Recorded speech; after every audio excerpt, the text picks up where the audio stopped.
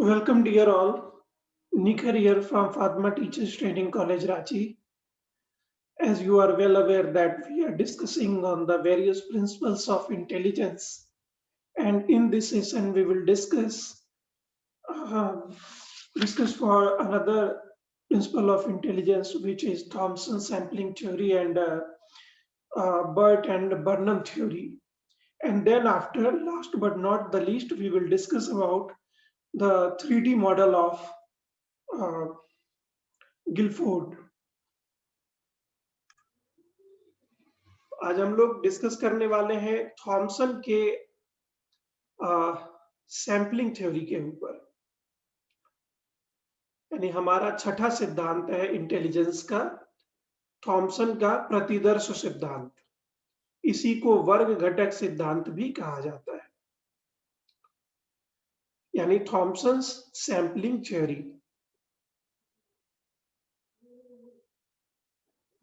यहां पर एक वर्ड आया है प्रतिदर्श। ठीक है, प्रतिदर्श को इंग्लिश में सैम्पलिंग कहते हैं।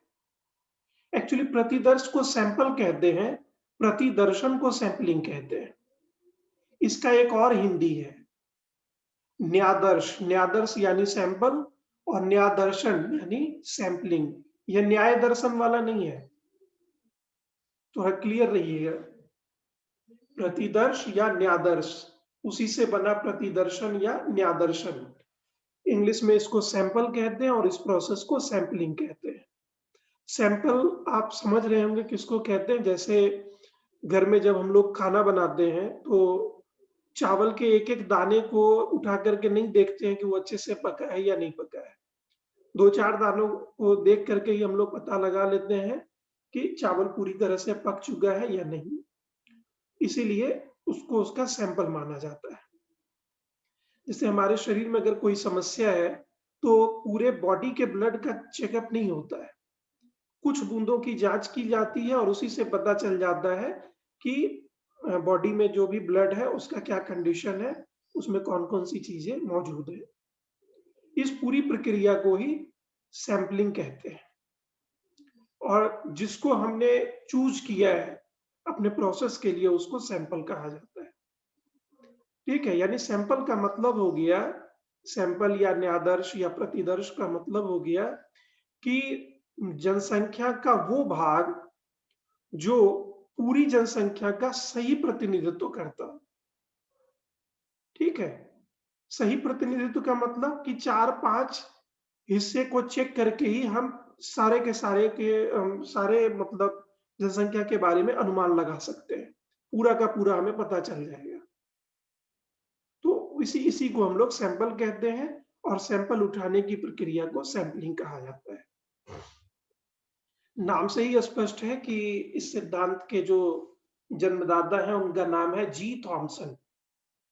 तो सिद्धांत के प्रतिपादक हैं जी थॉमसन। थॉमसन कह रहे हैं कि प्रत्येक कार्य निश्चित योग्यताओं का प्रतिदर्श होता है या सैंपल होता है। यानी आप जो कुछ भी काम कर रहे हैं, वो कुछ खास या कुछ विशिष्ट योग्यताओं का सैंपल है। यानी किसी काम को करने में हम अपने सभी मानसिक योग्यताओं को प्रयोग में लाते हैं, लेकिन सारी योग्यताएं वहां पर डायरेक्टली वर्क नहीं कर रही होती हैं, उसके कुछ सैंपल वहां पर काम कर रहे होते हैं। यानी किसी काम को करने में जिस मानसिक योग्यता का हम प्रयोग कर रहे हैं, वो समस्त मानसिक योग्यता का सैंपल मात्र है। इसीलिए इस थ्योरी को नाम दिया गया थॉमसन का प्रतिदर्श सिद्धांत या थॉमसन सैंपलिंग थ्योरी। यहां पर थॉमसन इस बात में अपना विश्वास जता रहे हैं कि बुद्धि जो है वो कई विशिष्ट योग्यताओं या कई विशेषताओं का एक समूह है। यानी किसी एक चीज को ये बुद्धि नहीं मान रहे हैं, बहुत सारी योग्यताएं या बहुत सारी विशेषताओं का एक समूह है जिसको इंटेलिजेंस कहा जा रहा है। और एक ही वर्ग में, एक ही क्लास में अनेक प्रकार की विशेषताएं हो सकती हैं। यानी एक कैटेगरी में, एक वर्ग में, एक क्लासिफिकेशन में अनेक प्रकार की मानसिक योग्यताएं या विशिष्टताएं शामिल होती हैं। जैसे इसका एग्जाम्पल अगर देना हो तो आप कह सकते हैं एक विशेष योग्यता आप मान लीजिए किसी का प्रोफेशनल होना या व्यवसायी होना, बढ़िया है व्यवसायी होना, बिजनेसमैन होना। तो उसकी विशिष्ट योग्यता है कि वो एक बिजनेसमैन है। अब यहाँ पर आप देखेंगे कि वो अन्य लोगों से एक अलग तरह के गुण को दिखा रहा है। जैसे उसमें मैनेजमेंट की कला भी होगी, कहाँ से सामान उठाना है, सामान को कैसे रखना है, किस सामान को आगे रखना है, किसको पीछे रखना है, किसको ऐसे जगह पर रखना है जिसकी बिक्री कम होती है, किस सामान को इस तरीके से फ्रंट पर रखना है जो धड़ाधड़ बिकता हो। तो मैनेजमेंट की कला है। मैनेजमेंट एक्चुअली कहते हैं संसाधनों का सही-सही आकलन करना और उसका बेस्ट तरीके से उपयोग करना। यही होता है प्रबंधन या मैनेजमेंट। ठीक है? तो मैनेजमेंट की कला उसमें शामिल है। व्यावसायिक योग्यता में मैनेजमेंट की कला शामिल है। इसके साथ-साथ क्रय और विक्रय संबंधी कौशल, यानी जब वो सामान खरीदने जाएगा तो उसे ये पता होना चाहिए कि कहाँ सामान अच्छा मिलता है, कहाँ कम कीमत पर मिलता है। बिक्री संबंधी यानी उसको ये पता होना चाहिए कि जब भी किसी सामान को बेचना है, तो उसके लिए उसका सही रेट क्या होगा। ठीक है? कितने दिनों तक हम उसका स्टोरेज कर सकते हैं। यानी स्टोरेज भंडारण भी की भंडारण से संबंधित क्षमता भी इसमें शामिल है। साथ ही साथ अगर वो इस तरह के व्यवसाय में शामिल है जिसमें किसी चीज़ का प्रोडक्शन होता हो, ठीक है? तो प्रोडक्शन से संबंधित चीज़ों की बारीकी का ज्ञान उसको होना चाहिए। और व्यावसायिक कौशल में, व्यावसायिक विशेषता में एक चीज़ और आता है, वो है जनसंपर्क, यानी पब्लिक कम्युनिकेशन। दूसरों के साथ उसका संवाद कैसा है, उसका दूसरों के साथ संपर्क कैसा है, ये सारी चीज़ें जब शामिल हो जाती हैं, तब जाकर के आप कह सकते हैं कि वो व्यावसायिक रूप से एक सफल व्यक्ति के रूप में जाना जाएगा।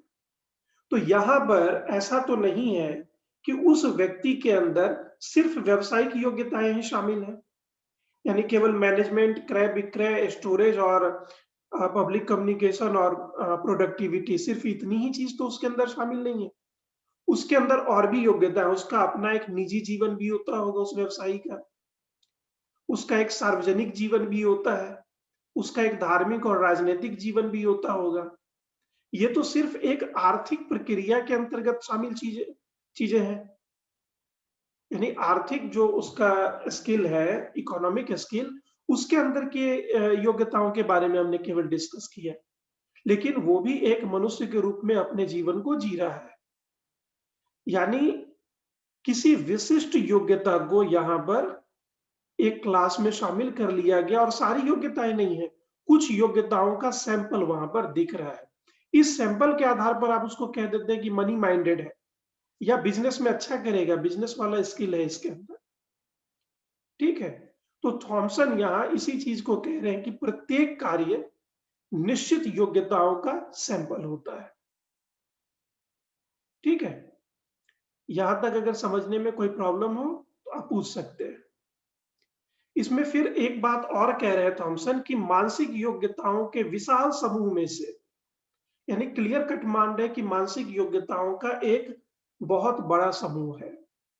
इसमें से कुछ को उसके प्रतिनिधित्व के रूप में छाँट लेते हैं।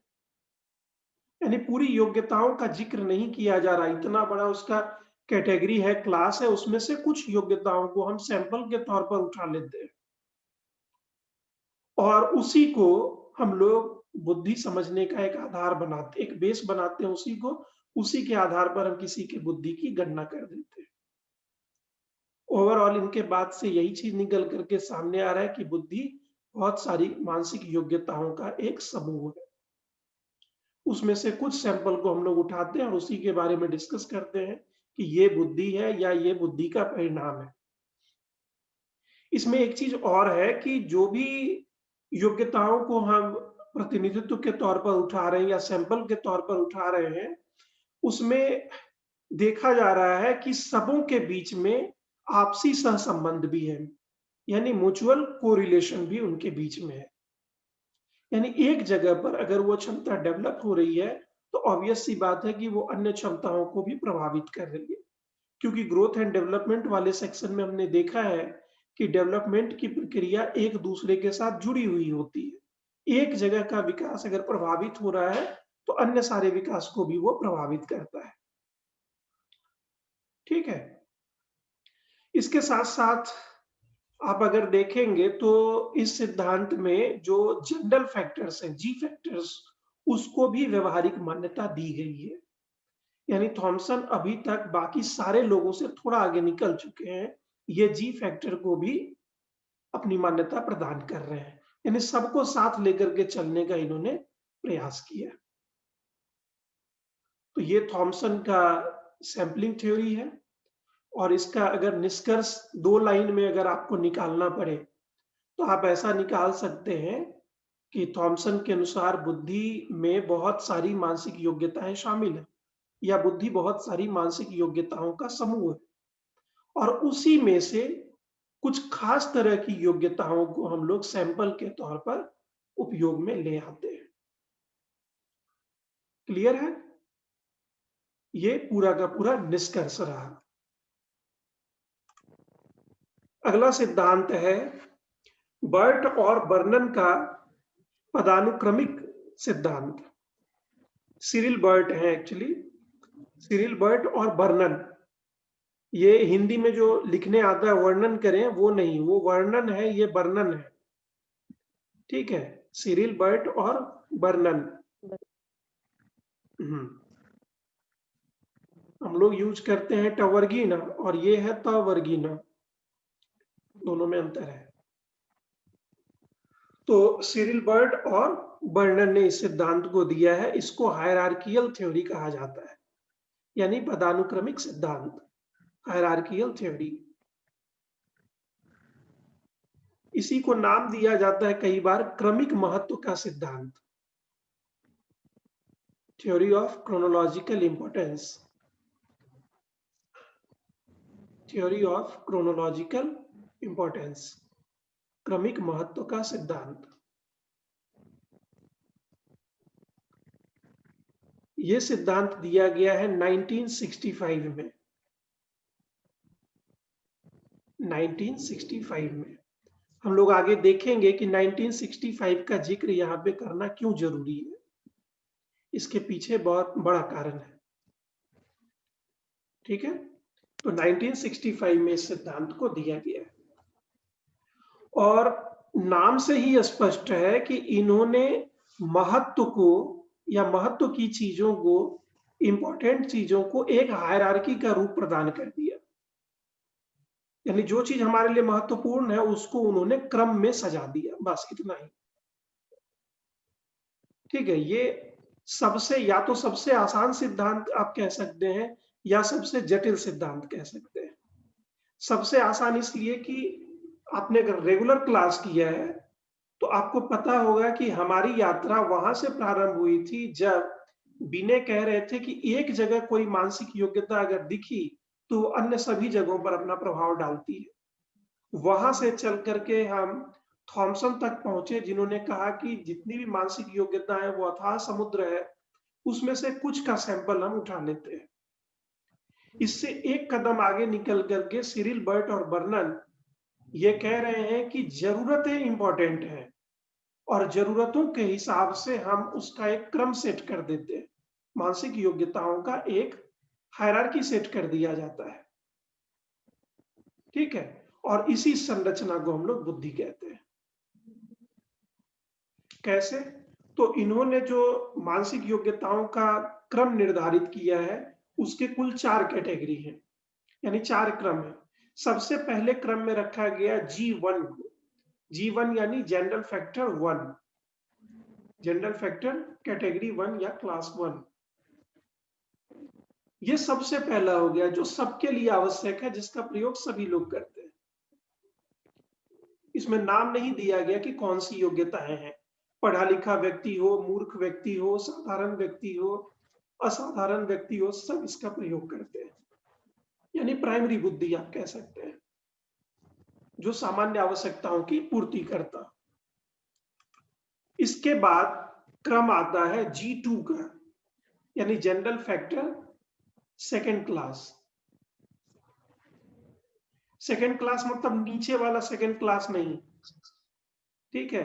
रेलवे वाला सेकंड क्लास मत मानिएगा, यहां एक के बाद दूसरे की ओर जाया जाएगा, बढ़ा जाएगा असेंडिंग ऑर्डर में,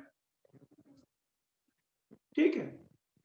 तो क्लास 2, इसमें इन्होंने क्लियरली बताया कि दो तरह की बुद्धि इसमें शामिल है, दो तरह की आवश्यकताएं हैं जिसको फुलफिल करने के लिए हम मानसिक योग्यताओं का प्रयोग करते हैं।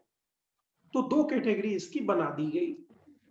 इसका पहला कैटेगरी ए में आप लिखिए क्रियात्मक, जो कुछ भी हम क्रिया करते हैं, एक्टिविटी करते हैं, तो क्रियात्मक है। फिर यांत्रिक है यानी मैकेनिकल। इसके बाद देशीय यानी स्पैटियल।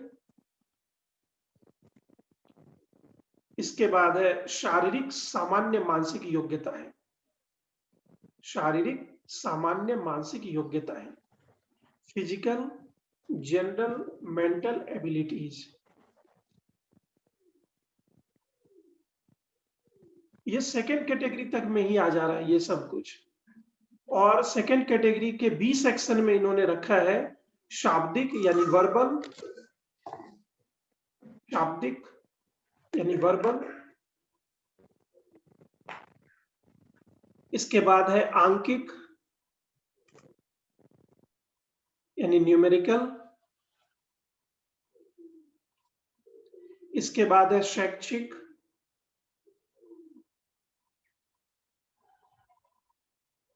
यानी एजुकेशनल। सामान्य मानसिक योग्यता है, एक्चुअली पूरा ही वर्ड है कि शैक्षिक सामान्य मानसिक योग्यता है, एजुकेशनल जनरल मेंटल एबिलिटीज। तो दो कैटेगरी इसका हो गया।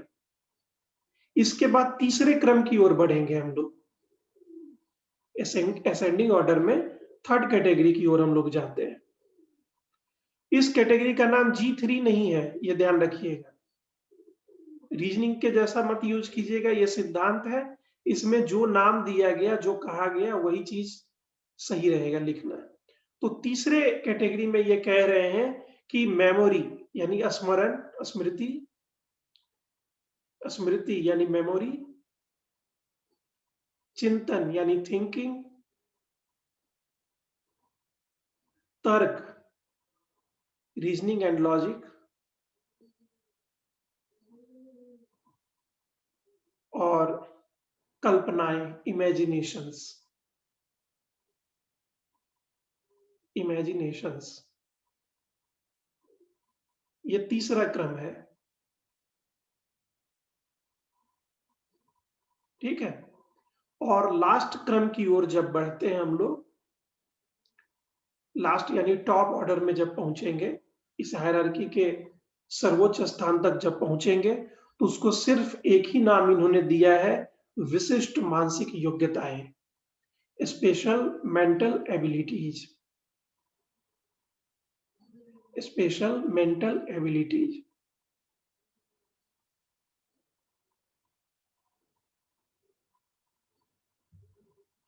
ठीक है।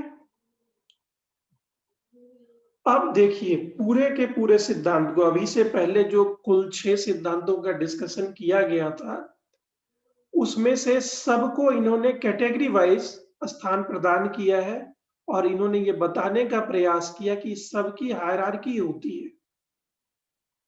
जैसे आप लोगों ने उस दिन एक सवाल पूछा था, तरन्नुम शायद अभी मौजूद होंगी तो उनको याद होगा, उन्होंने ये क्वेश्चन पूछा था कि हमारे अंदर तो पहले से ये योग्यताएं मौजूद होती है, ठीक है। तो आपके सवाल का समाधान यहाँ पर करते हुए नजर आ रहे हैं सिरिल बर्ट और बर्नन।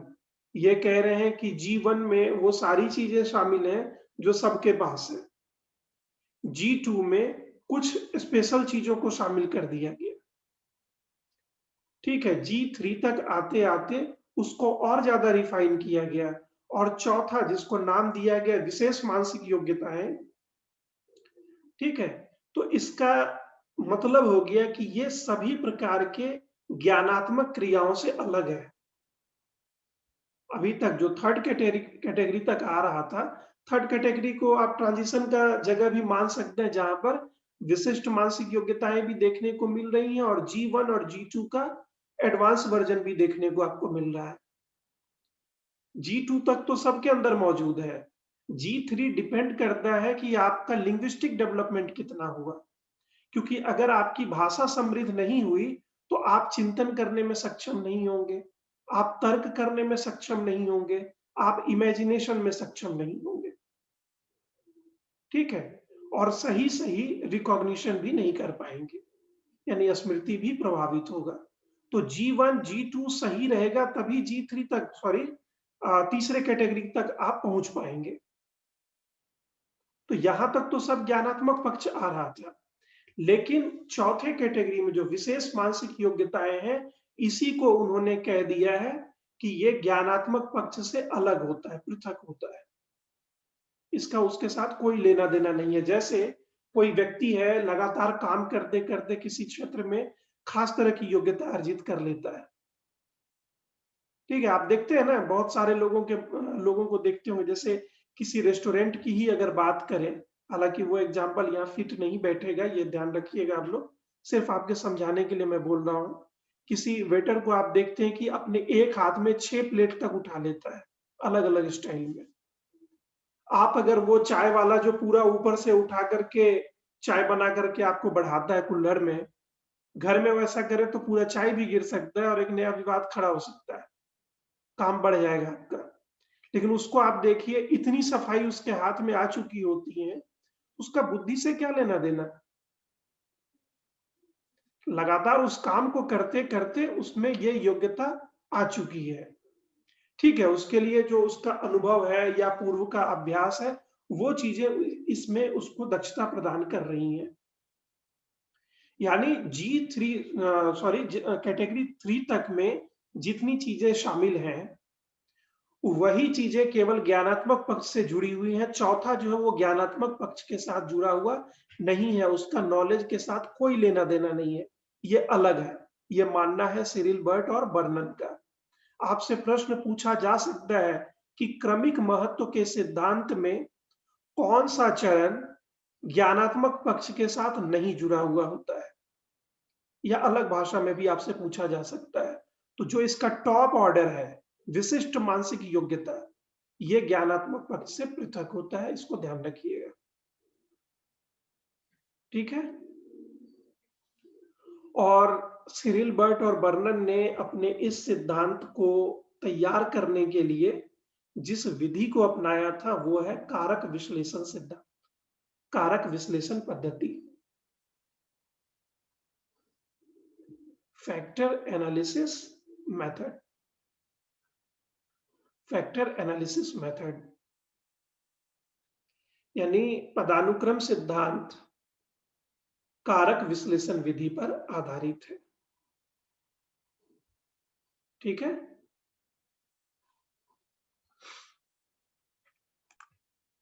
तो बुद्धि के सिद्धांत में लास्ट थ्योरी जिसका है वो है गिलफोर्ड। ठीक है, इसको कहा जाता है गिलफोर्ड का tri dimensional theory, Guilford's tri dimensional theory. इसी को मल्टीपल फैक्टर थ्योरी भी कहा जाता है, मल्टीपल फैक्टर थ्योरी।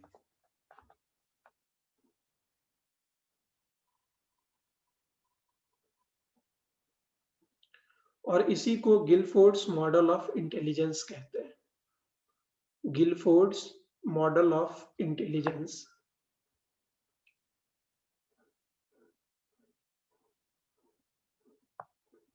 हिंदी में भी बहुत सारा नाम है, जैसे गिलफोर्ड का बुद्धि का प्रतिमान, इसी को बहुतत्व सिद्धांत कहते हैं।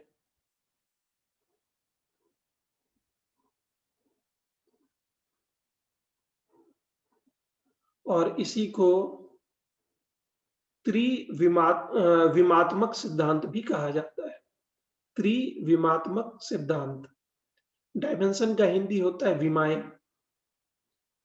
ठीक है, त्रिविमात्मक सिद्धांत। कुछ भी नाम दिया जा सकता है प्रश्न में।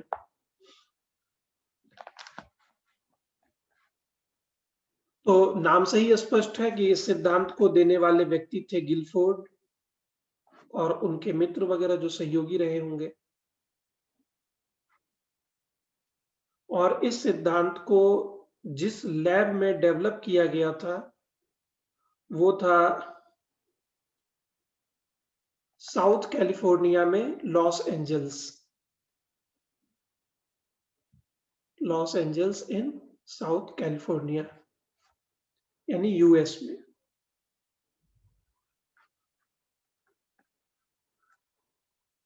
और ये सिद्धांत लैब में कई एलिमेंट्स और एक्सपेरिमेंट के बाद तैयार किया गया।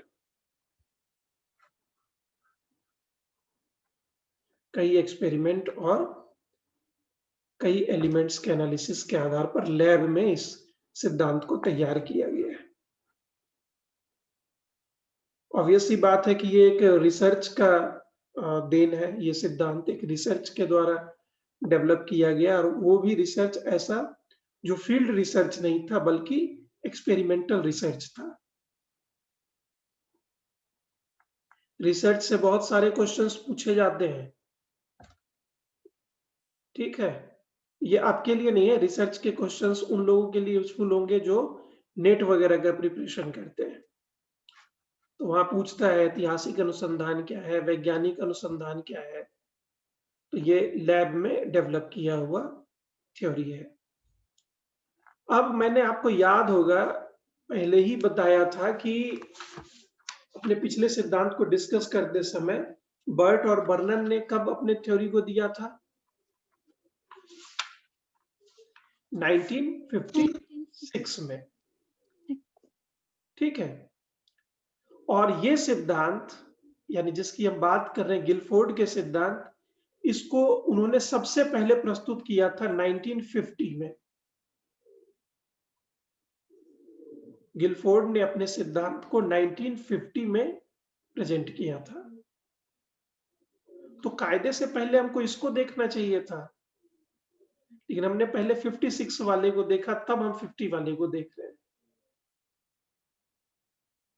इसका मतलब है कि इन्होंने 1950 में जो अपना सिद्धांत दिया था उसमें कई महत्वपूर्ण संशोधन उन्होंने किए और उन्होंने अपना फाइनल सिद्धांत या फाइनल थ्योरी दिया 1967 में। तो आप यहाँ एक पॉइंट के रूप में नोट करेंगे कि अपने इस सिद्धांत को अंतिम रूप से गिलफोर्ड ने 1967 में प्रेजेंट किया। और आपसे डायरेक्ट ये प्रश्न पूछा जाता है कि गिलफोर्ड ने अपना सिद्धांत कब दिया था? ठीक है, तो वहां पर दो ऑप्शन हो सकते हैं, 1950 और 1967। आपको याद रखना है कि 1967 ही आपका सही आंसर है, अगर दोनों ऑप्शन रहे तब भी और अगर सिंगल ऑप्शन रहे तब भी। हाँ, अगर आपसे ये पूछा जाए कि गिलफोर्ड ने पहली बार अपना सिद्धांत कब प्रस्तुत किया था, तब आपका आंसर होगा 1950। अदरवाइज हमेशा आपको आंसर देना है 1967 में। बुद्धि से बहुत सारे प्रश्न रहते हैं। ये तो बुद्धि के सिद्धांत को हम देख रहे हैं, इसके बाद बुद्धि के लिए कई परीक्षणों को हम लोग देखेंगे। ठीक है, और वहां पर भी बहुत कंफ्यूजन है। कभी कोई टर्मन में टिक लगा के आ जाता है, कभी कोई स्टर्न में टिक लगा के आ जाता है। उसके बाद सब बताता भी है, सर आप ही ने तो बताया था, आप ही ने तो लिखाया था। जबकि मैं क्लियरली लिखवाता हूं कि सबसे पहले किसने दिया, क्या प्रॉब्लम था, फिर उसमें क्या चेंजेज आए और किसको ऑथेंटिकली सबसे पहला माना जाता है। सब अलग अलग प्रश्न। तो एकदम कंफ्यूजन से अपने आप को दूर रखिए। तो इस सिद्धांत में एक्चुअली गिलफोर्ड ने कई, जैसे मैंने पहले आपको बताया कि इन्होंने लैब में बहुत सारे एक्सपेरिमेंट किए और 1950 में एक सिद्धांत को इन्होंने प्रस्तुत किया। लेकिन तुरंत ही इनको लगा कि इसमें कुछ और संशोधन की आवश्यकता है। अपने सिद्धांत में उन्होंने संशोधन भी किया और इसके बाद उन्होंने फाइनली प्रेजेंट किया 1967 में। तो ये जो मॉडल है जिसको 3D मॉडल हम लोग कह रहे हैं, इसकी संरचना में गिलफोर्ड का मानना है, इसके बनाने में गिलफोर्ड ने इस बात में अपना विश्वास जताया है कि मन की संरचना कम से कम 3 आयामों से मिलकर के बनती है। ठीक है, मन की जो संरचना या बुद्धि की जो संरचना है वो 3 आयामों से मिलकर बनी है, यानी 3 डायमेंशन को जोड़ करके इसका निर्माण होता है। ठीक है, और यही वजह है कि इसको tri dimensional theory of Guilford कहा जाता है या tri dimensional theory of intelligence के नाम से जाना जाता है। ये कह रहे हैं कि बुद्धि की रचना 3 आयाम, अलग अलग आयामों से मिलकर के होती है। आयाम मतलब पक्ष, एक डायमेंशन, एक दिशा, तो 3 दिशाओं से मिलकर के इसका निर्माण होता है। तो ये जो तीनों डायमेंशन है उसका नाम भी है। पहला है ऑपरेशंस यानी संक्रियाएं, फर्स्ट डी हो गया ऑपरेशंस यानी संक्रियाएं। इसके बाद है कंटेंट्स यानी विषय वस्तु।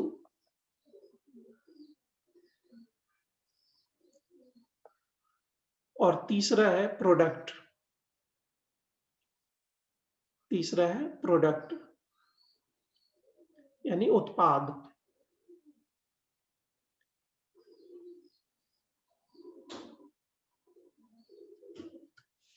ठीक है, अब समझिए कि गिलफोर्ड के इस सिद्धांत को कैसे हम लोग काम में ला सकते हैं, कैसे हम लोग समझ सकते हैं।